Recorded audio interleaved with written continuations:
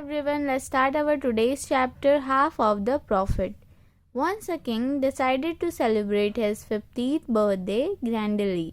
एक समय एक राजा अपना 50वां जन्मदिन बहुत ही धूमधाम से मनाना चाहते थे. He made up his mind to give a royal feast to all his friends. उन्होंने ऐसा मन बना लिया था कि वो अपने सभी दोस्तों को शाही दावत देंगे. On the occasion, he invited all the neighboring kings and noblemen. इस वेकेशन पे उन्होंने आसपास के जितने भी राजा थे उन सभी राजाओं को न्योता दिया और जो भी जाने माने लोग थे उनको भी न्योता दिया. He ordered a grand feast to be prepared in the royal palace. उन्होंने आदेश दिया कि एक शाही भोज का आयोजन किया जाए शाही महल में. Unfortunately, on the previous night of the royal feast, there was a severe storm. Unfortunately means दुर्भाग्य से जो रॉयल फीस्ट थी, शाही दावत थी, उसकी एक रात पहले ही बहुत ही तेज़ आंधी तूफान आया था. As a result, no fisherman could go out into the sea to catch fish. इसका नतीजा ये हुआ कि कोई भी मछुआरा मछली पकड़ने समुद्र में नहीं जा पाया. The following morning too, the sea was too rough to go for fishing. सुबह के टाइम भी समुद्र बिल्कुल भी जाने लायक नहीं था, इसलिए कोई भी मछली पकड़ने नहीं जा पाया. Therefore, on that day there was no fish in the market. इसलिए उस दिन बाजार में कोई भी मछली नहीं थी. The king searched everywhere for fish, but no fish was available. जो प्रबंधक थे वो हर जगह ढूंढे कि कहीं पे भी मछली मिल जाए, पर नहीं मिल पाई. They returned to the palace and reported the matter to king. वो सब वापस आए महल में और राजा को बताया. My lord, the chef steward said we could not get any fish. उन्होंने कहा कि जो प्रबंधक हैं वो प्रबंधक ने कहा कि हमने कोई भी मछली नहीं देखी, मीन्स उनको कोई भी मछली नहीं मिली. We shall have the feast without fish. उन्होंने कहा कि हमको अब अपना दावत बिना मछलियों के ही करना पड़ेगा. What? No fish for the feast? asked the king in surprise. राजा चौंकते हुए बोले कि क्या बात कर रहे हो, हमको हमारे दावत के लिए मछलियाँ नहीं मिलेंगी. It is a dishonor to give a feast without fish. ये तो बेईमानी होगी कि हम दावत दें बिना मछलियों के. Tell everyone I shall offer a very high reward to anyone who dares to go to the sea and catch the fish for the feast. सभी को ये बता दो कि मैंने ऑफ़र किया है कि जो भी हिम्मत करके उस मछली सी में जाएगा, समुद्र में जाएगा, मछली पकड़ के लाएगा हमारी दावत के लिए, उसे मैं बहुत ही बड़ा इनाम दूंगा. The steward went to the market with the message of the king. जो प्रबंधक थे वो बाज़ार में गए और किंग का मैसेज सबको सुना दिया. Who will go to the sea now? asked the fisherman.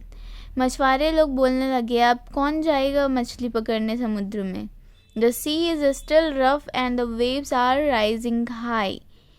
जो समुद्र है अभी भी बिल्कुल जाने लायक नहीं है और जो लहरें हैं बहुत ही ज़्यादा ऊंची ऊंची हैं. It is dangerous to go out into the sea. ये बहुत ही ज़्यादा खतरनाक होगा कि हम समुद्र में जाएं.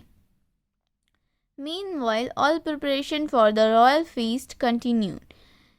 तो शाही दावत के लिए जो तैयारियां थीं वो चल ही रही थीं. The banquet hall was finally decorated.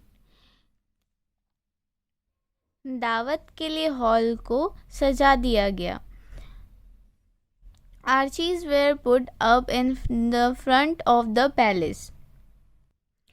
महल के सामने मेहराब लगाए गए.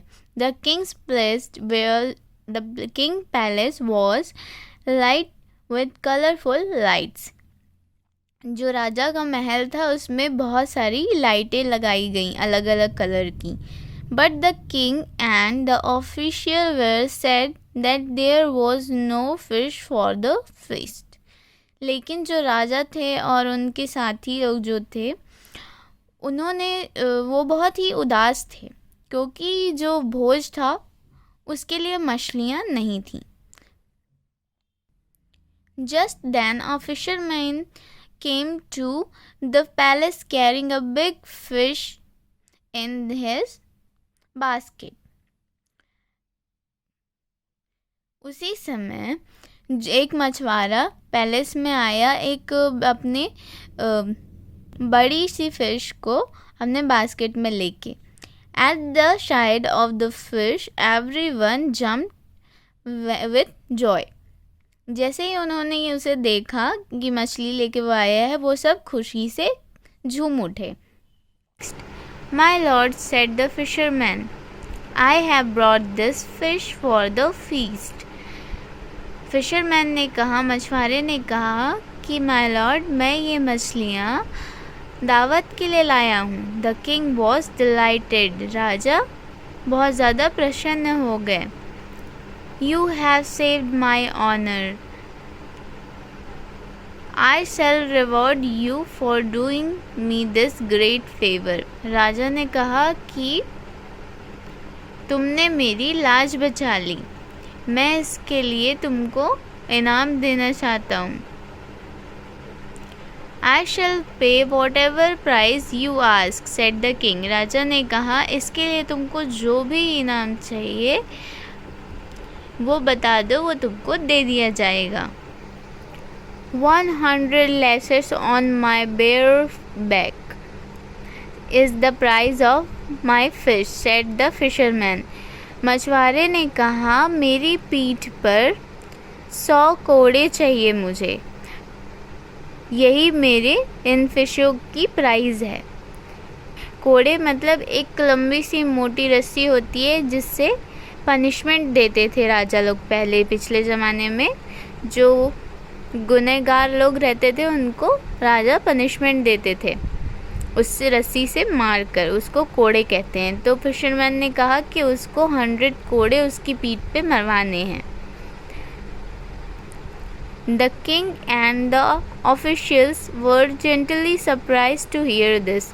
ये सुन के जो राजा और उनके कर्मचारी थे उन लोग सरप्राइज्ड हो गए, एकदम चौंक गए कि ये कैसी बात कर रहा है.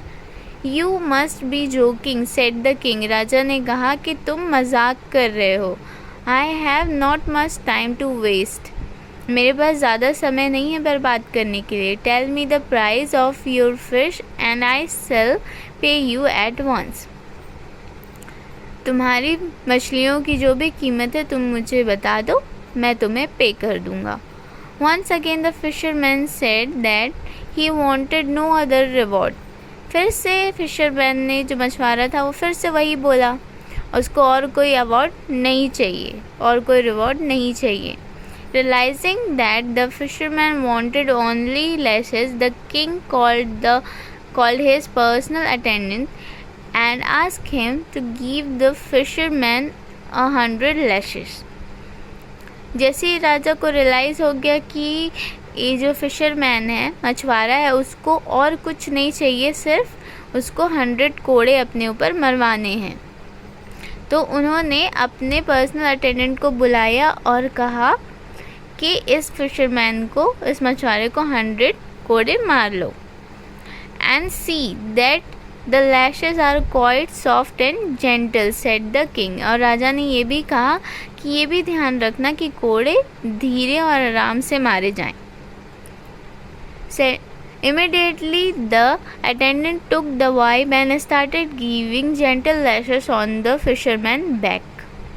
उसके बाद जो अटेंडेंट था वो अपना कोड़ा निकाला और फिशरमैन के बैक पे मारने लगा.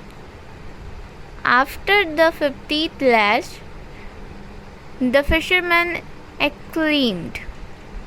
After the 50th lash, the fisherman exclaimed.